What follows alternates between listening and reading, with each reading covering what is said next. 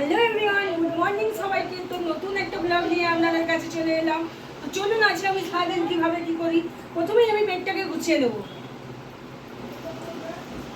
বললাম আমি আপনার বেডটা গুছিয়ে নেবো, তো আমি বেডটা অবশ্যই ভালো করে গুছিয়ে নেবো। তো দেখুন আমার গোছানো হয়ে গেছে বেডটা। এবার আমি বিছানার তলাফলা ভালো করে পরিষ্কার করে নেবো, যেহেতু বিছানার তলায় একটু ময়লা ছিল। তো বাচ্চা নিয়ে এই সংসার তো বুঝতেই পারছেন, যাদের ঘরে বাচ্চা আছে তারা তো জানেন। আমার ঘরেও একটা দুষ্ট বাচ্চা আছে, তার জন্য এবার চলে এলাম সোজা রান্নাঘরে।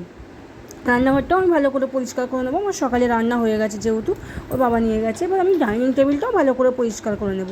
তো ডাইনিংটাও আমার ভালো করে পরিষ্কার হয়ে গেছে।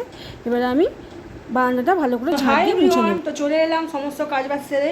তো এখন এবারে খাবো, মেয়েকেও খাওয়াবো। মেয়ের প্রচণ্ড খিদে পেয়ে গেছে, এখন ওই ঘড়িতে বাজে 1টা মতন। তো এখন মেয়েকে খাইয়ে ঘুম পাড়িয়ে দেবো। বিকালবেলা যেহেতু দিদিমণি আসবে। তো চলো, টাটা, দেখা হচ্ছে আবার পরে। তো বিকালবেলা চলে এলাম। তো মেয়ে পড়তে বসে গেছে, মেয়ের দিদিমণি এসে গেছে।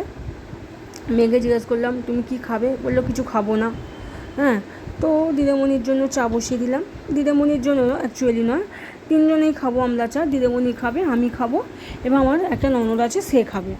তার জন্য আমরা 3জনের চা আমি এখানে বসিয়ে দিলাম। আমি প্রচণ্ড চা খেতে ভালোবাসি, তার জন্য আমার চা বিকালবেলা চাই। আমি দুবারই চা খাই, চা আমার চাই বিকেলে সকালে দুবেলাই চা চাই। তো আমার চা হয়ে গেছে, এবার আমি চাটা নামিয়ে নেব। না দেখুন আমি চাটা ভালো করে নামিয়ে নিলাম, নিয়ে এবারও দিদিমণিকে আমি চা দেব। দিদিমণিকে চাটা দিয়ে এলাম।